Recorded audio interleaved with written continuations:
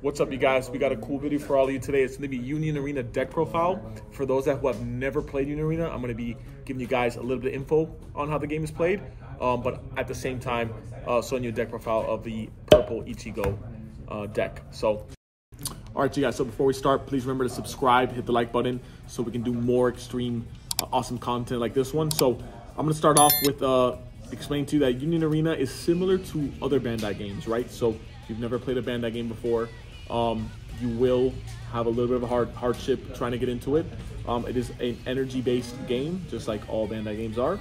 So once you learn that it is an energy-based game, once you learn resource management and all that stuff, it will be easy for you to play. So I'm gonna do a little bit of a run around with the game. So this video isn't too long, but maybe in the future we do like me versus the editor or me versus Chris, whatever, so you guys can learn the game. I think it's really fun.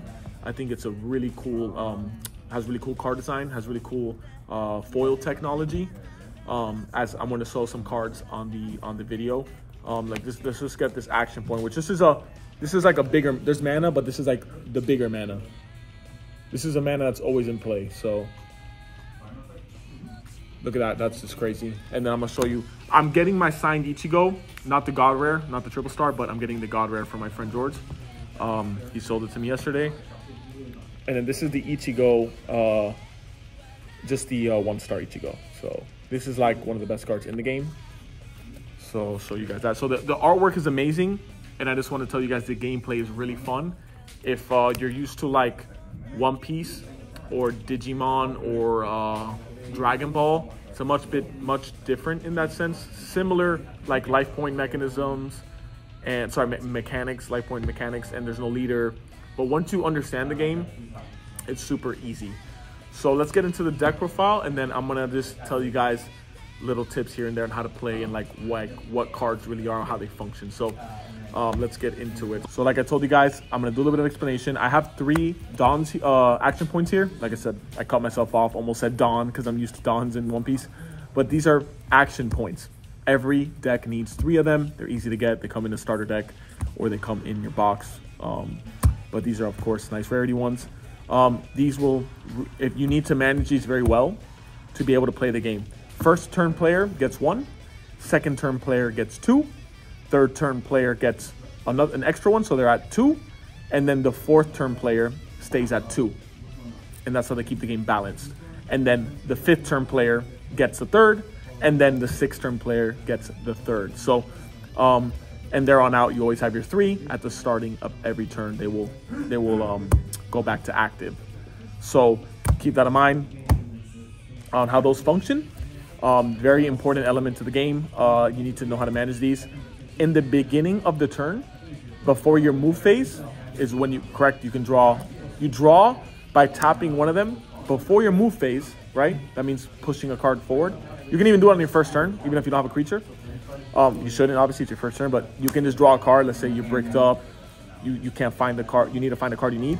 You just tap an action point and you draw a card. So an additional draw to help you get there. So just like Pokemon, you kind of need to find a bench card. And in this game, you need a 0 drop in your opening hand. So if you get 1 mulligan, you open 7 cards. If you don't have a 0 drop, you need to mulligan. So you put your hand face down, draw another 7, put that to the bottom. The cards you put face down, and then you will shuffle. So you need to find, like I said, a 0 cost in your hand to start the game. It's not mandatory, but you need to at least put something on the board to get energies and start being competitive. So that's what I tend to do. I look for a 0 cost creature, which we'll get to in a second. So let's get to the monsters. I have the deck in portions. So this is the Ichigo engine. This is your main engine, how you really get to win the game. Everyone has it different. This is how I like it in my testing. So this is a Raid Ichigo. Raid are your boss monsters, right? They go on top of your babies. So this is like baby Ichigo. If you meet the action point requirement and the energy requirement, energies are in the bottom right there, you will be able to cast this. So let's say I have 4 energies on your back line, right? And then I have 1 action point, right? And this is what I mean, you guys. I'm going to try to explain to you a little bit about the game. It's not a full-on tutorial, but so you understand. You will tap 1 action point to raid on top. of a baby. The baby could be in the back line or the front line. So super simple. Of course, I would advise you guys to go watch the tutorial on Bandai on how to play. That's obviously the best way to learn. So this guy is a finisher.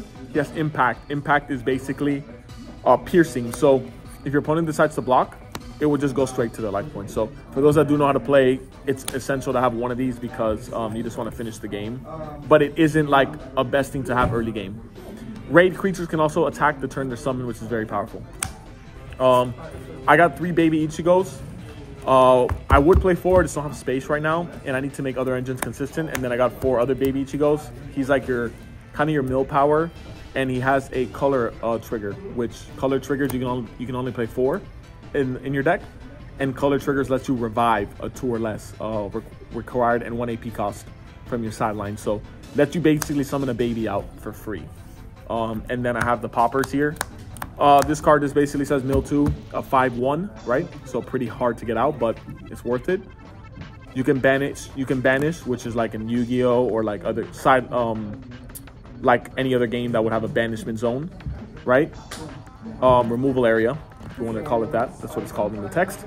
You would just remove those cards from your yard, and then for each card you remove, you would be able to pop something. Sorry, reduce something by 500. In this game, when creatures reach 0, they do get popped. So like I said, another form of me explaining to you the game, when cards reach 0 attack, they get destroyed and they're sent to the sideline. Sideline is your graveyard for those that are asking, trash, etc. So that's the Ichigo engine, very important. It's kind of like the heart of the deck. This is the Renji engine. People flip back and forth with the with other engines, but I like the Renji engine because it lets me pop cards when other engines don't. And so it could get a little bit bricky, but against green, which is a really hard matchup because they have cards that counter you. Like they have a Kenpachi that like says it can't be lower than attack, so now hey, you can't kill it now because your card's lower. But it lets you now, this lets you pop other creatures, and then when you need to pop the Kenpachi, you can pop it with this spell here, which I'll get to. But so it's important to be able to pop other creatures, so you don't get spammed by your opponent when you're behind. So this guy says for 5/2, which is hard to get out, but you still need them.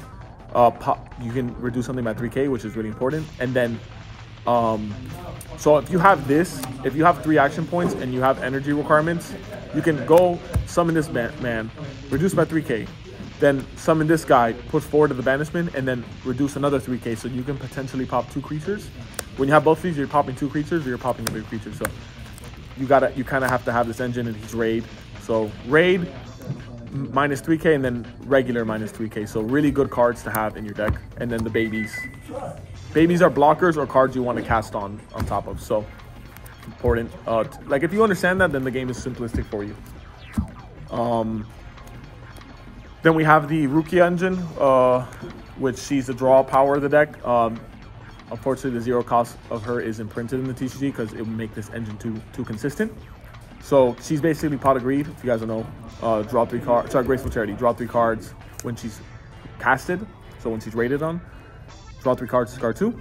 And this is her baby form. It's a 3/1. It's not a 0 cost, so that does hurt the consistency. As when you guys play, you will realize that. So yeah, so because you need 3 energy, harder to set up, etc., etc. But good card, 3,500 draw card. Not very good in the format because of green. You're not really doing much with this. They're just gonna block your attack, but it does mill a card, so gets a card into the yard. So what you need in this deck, because we need the theme of this deck is to get the yard very big, so you can cast your Ichigo and pop, and you can cast your Renji and pop. So that's the theme of the deck.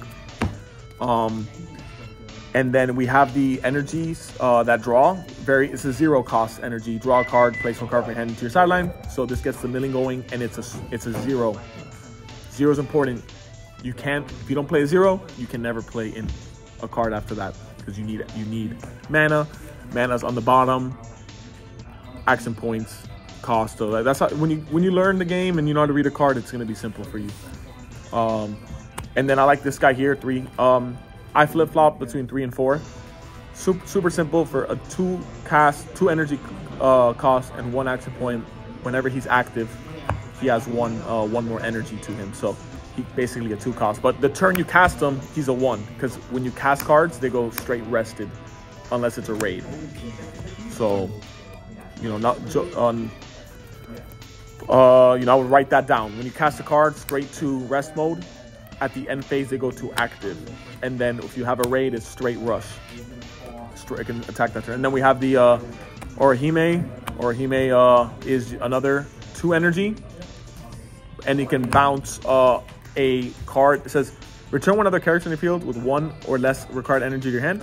You cannot return this character to your hand. So if you cannot return this character to the hand, so the main combo is like play him, then next turn play her, bounce him, and then you get 2 cards to your trash easily, and then you have three energies. So good energy production, and then good draw power production in that combo right there. So essential.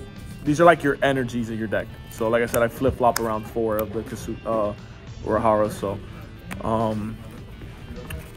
and then this right now is what I'm using for draw power. It just gets the draw 2 cards, then place 1 card from your hand into your sideline. It just gets the trash flowing, and then lets you piece cards together. So right now I think it's pretty much mandatory to play 1 or 2 of this. Then the best spells in the game. Every deck has their Bankai. And then this Bankai just like has the final life trigger like they all do. If you have 0 life, place the top card of your deck into your life area. So this is your last card in your life points. When your opponent swings at your life, you have 7 life points at the start of the game. They get to pick which life to sideline. If it has a trigger, goes to your hand. It tells you what that trigger does. If you read it on the bottom, super simple. And then we have the 4 Getsu, which the Getsus are very important for popping creatures that are problematic. So keep that in mind. This is the best spell in the deck. When you have multiples, the game is simpler. It's a 4/1. If you have Ichigo, it pops a 5. If you don't have Ichigo, it lowers by 3. So super crucial card. Helps against the hunter matchup, the green hunter matchup, right? It's green hunter, and then Kurapika. Kurapika. My apology. Yeah, and then it helps against the Toshiro matchup, which that matchup is rough because that deck just counters what you're trying to do. So against the green Toshiro, like you have to really play every card perfectly because that deck really punishes you for being too aggro. Like you have to place cards and let them play their trump cards and then out their trump cards. That's kind of how that matchup goes. If you guys have played and are familiar with it. So I love the game. I think it's very interactive. If you haven't played a game that's interactive in a while, it's this one for me. I hope Bandai really pushes it more. People love the cards and how they look. Products sitting at a good price on TG Player. Very healthy price, so shows that the game is there's some interest in the market for it. And I hope you guys like the deck profile. Remember to subscribe, give a like. Any questions, leave down below. And I appreciate you guys for watching. See you on the next video.